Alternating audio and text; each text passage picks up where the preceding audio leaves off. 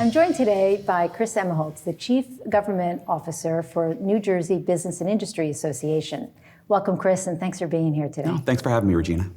So we're talking about all things budget, we, in anticipation of the budget, I know you saw a report that we released, really speaking to some of the issues that we think need to be addressed this year. And it really cites the escalating spending that seems to be unabated, but I'll like to hear your point of view on that, and the then consequential taxes that come along with that. And if the run rate continues, at least our analysis says that we have a fairly significant deficit. That is, we need to make up in either reduced spending or higher taxes to the tune of almost $5 billion over the next 2 years. And I think other people have done the same analysis and kind of come to the same conclusion. So what we did was we tried to, for the residents, and I'm going to ask you about businesses in a moment, but for the residents, try to translate that into what does that mean from a taxation perspective we should expect? And when you look at income taxes, it'll mean that we have to raise income taxes fairly substantially, all the way down to $100,000 in terms of family income. So that's deeper than I think we've had to do before.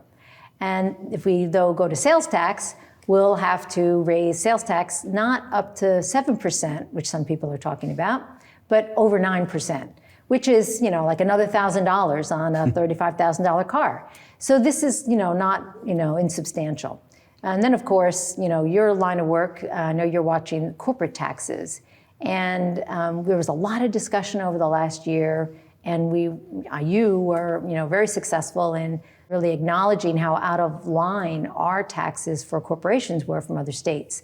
And a surcharge that had been on corporations was reduced, or was eliminated, I should say.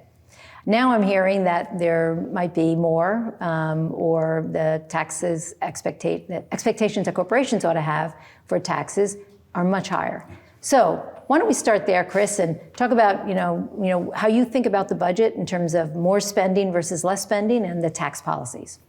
Well, thank you, and thank you for that preface. And I want to start by complimenting you and Garden State Initiative on the fantastic work you guys have done to keep this thinking at the forefront, because it's important, and not enough people in New Jersey are aware and think the way that Garden State Initiative kind of lays it out so commonsensically. And so with that work on whether the unsustainability of our budget or the fact that our corporate tax is too high and the negative impact that has on everyone in the state, it's very telling to me. Unfortunately, it seems like it's not telling to some of the policymakers that we have in Trenton that are putting our budget together. I think you talked about taxes and you talked about sales and income and corporate, and obviously we didn't talk about property. It's not a sales tax, it's not a state tax. But what I say about our tax system in New Jersey, it's currently, not what it's going to get to, but currently it's unrelenting. And why do I say unrelenting? Because if you look at every state in the nation, and you have to because competitiveness matters, and where we stand vis-a-vis Pennsylvania, New York, Delaware, North Carolina, Iowa, any state in the nation, that matters, and you guys have laid out good research to show why, but there's no other state in the nation that is in the top tier in every single one of those taxes: corporate, sales, income, and property. And businesses pay a lot of property taxes. We're the highest in the nation. We used to have the highest corporate tax rate in the nation. We are hearing that it's coming back to be the highest tax rate in the nation. And if the surtax did go away, as we got for a brief glimpse of, we would have gone to fourth highest in the nation. So not by any stretch good news for taxpayers. Income tax rate is very high. Our state sales tax rate is higher than others. And so that unrelenting nature where there's no breaks given by the state of New Jersey for any taxpayer, and that hurts business community because business community is paying sales tax, paying income tax, and then corporate is squarely, directly on corporate community. And that corporate taxpayer, it's not sexy, it's not popular, it's not politically advantageous to say, oh, the poor corporate taxpayer. But just like a week ago, the governor was on the record saying a higher corporate tax scares away jobs. And so a week ago, the governor's saying that public radio, and then a week later, he's proposing to increase corporate taxes again. Well, and in fact, the target is our largest employers. Yes. And these are companies that don't have as much cementing in the state as some other companies might. But for example, I think our largest employer in the state is now Amazon, right? With over 50,000 employees. Those are very mobile jobs. arguably. And Walmart is our number 3 employer, also very mobile in terms of where they can generate their revenue and find their customer base. So why do you think that the Target is the largest employers, given what you just said, it scares away jobs? I honestly, frankly, I don't know. I don't know if anybody who thinks the way that Garden State Initiative and NJBIA thinks understands it completely. But I think it's politically advantageous to look at a tax increase on a business when you don't run a business yourself. And most of the population doesn't. But there is a significant chunk of our population that has a corporate job.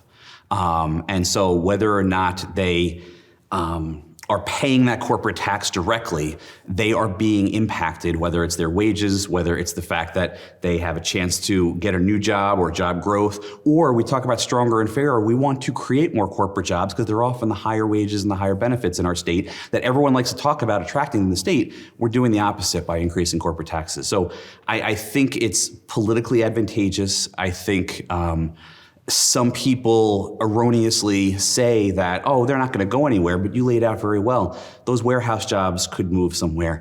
I think what people also miss on corporate taxes is like, oh, well, they're paying based upon their sales activity in the state.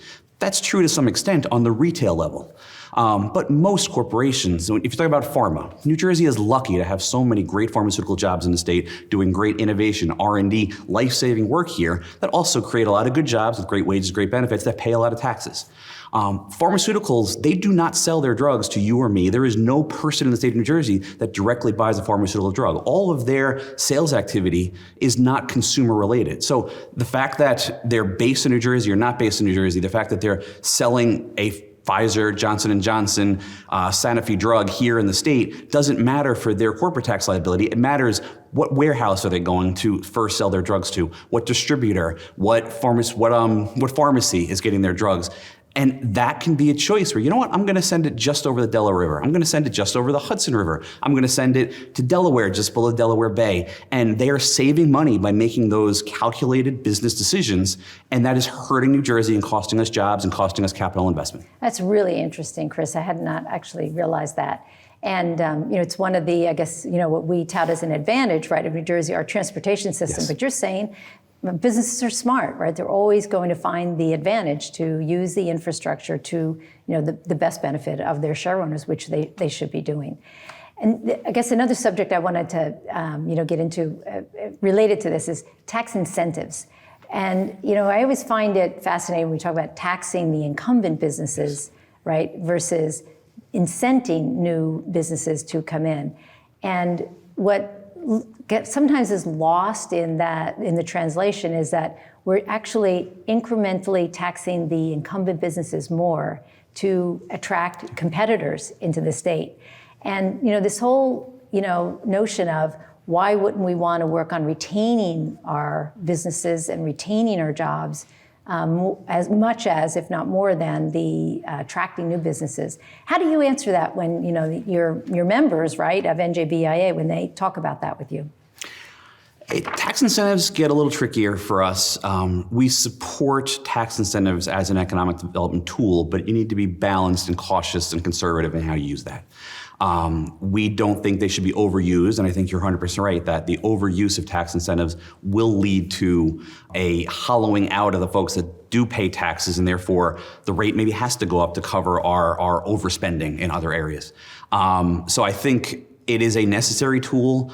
I think NJBIA believes that you don't want to unilaterally disarm, that if every state in the nation is using tax incentives and New Jersey is the only one that doesn't, we're going to be harmed by that. But you also don't want to have something, exactly as you said, that puts our regular taxpayers, because at the end of the day, most people are paying the corporate tax rate or the pass-through business alternative income tax rate, and they're not getting breaks on it, and they're just running a business, creating jobs, doing what they do for a living and enjoying it, and just paying exactly the way they're supposed to per their accountant, per division of taxation and treasury. And then when other people are getting these breaks, could that impact them if all of a sudden our revenues aren't where they're supposed to be? And yet, God knows we're not going to actually look at spending and lower that. So therefore, we need to figure out who's going to pay more.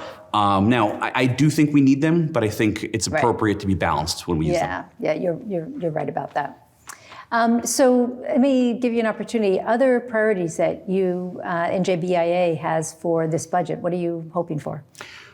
The number one is corporate business tax, and it's going to be very, very singularly focused our criticism of this tax coming back.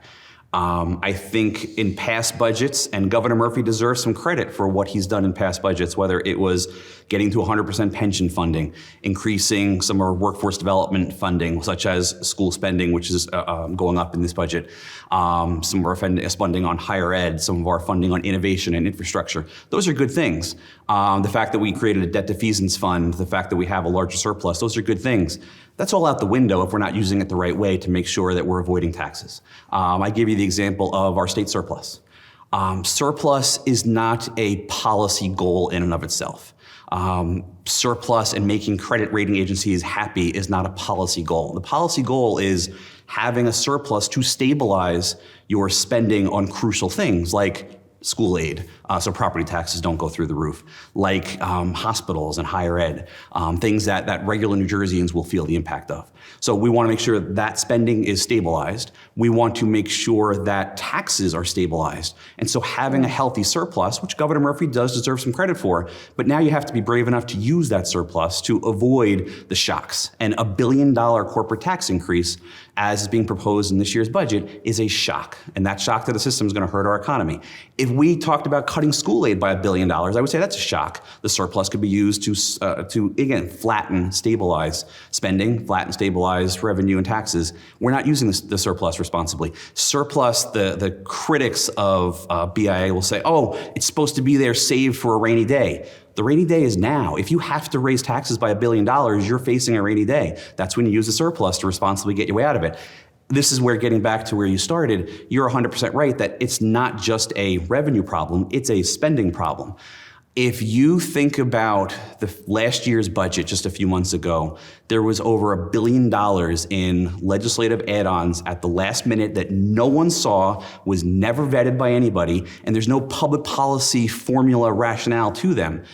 That increase in last year's budget is more than a tax increase right now. So if we didn't do that, we do not need the corporate tax increase. That's great reference if we start looking at spending and we start looking at NJ Transit spending, do they need the same level of dedication? We should be prioritizing infrastructure investments, but we should also prioritize making sure they're spending money the right way and they're optimally using what they have, so that actually is getting back to making sure more people can get to and from work in North Jersey, in Manhattan, and all through the state where we need people to get to work. We have trouble with attracting people to get to work. And for NJ Transit, do what it's supposed to do and not just be a piggy bank that we need to increase taxes to fund. Well, transit and transportation are going to be a big subject this year. We'll have you back to talk about, all of the funding that we know we have to identify some source for transit and for the roads and for the, ongoing infrastructure in the state. Look forward to that. Thanks a lot, Chris. Thank you, Regina.